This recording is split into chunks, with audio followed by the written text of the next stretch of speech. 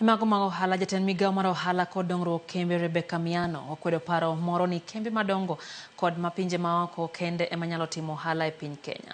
Kolose e kaunti ma Laikipia ewi chenro matayo dongruok ma ong'ere kaka fourth medium term, Miano nowacho ni chenro ma kamano biro konyo duoko chien nok mar pith thur kae, chiemo kod njore e kaunti no. Miano nosir kod jagoro mongiyore e migao mar arita Patrick Muriru kowacho ni chenro no mar dongruok biro konyo jodak ma Laikipia loso mwandu mawuok kuom jamni kaluwore gi kwan maduong' mar jamni e kaunti no.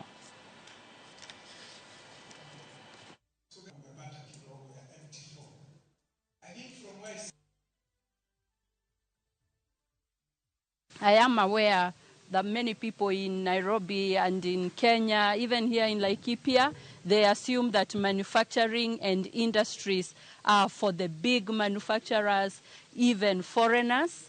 But we need to explain and demystify that manufacturing is for all of us. Any one of us with small or little startup capital can start their manufacturing plant.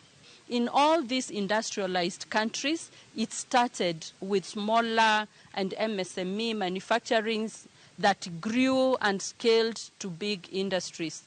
And what our ministry is doing is to sensitize people on the local manufacturing and to avail opportunities for accessing finances. Our Kenya Development Corporation is an organization that is there to give startup financing. We have received support from development partners, and I encourage all those with bankable and feasible business ideas to come to KDC, discuss that project so that they can get startup capitals and start their manufacturing.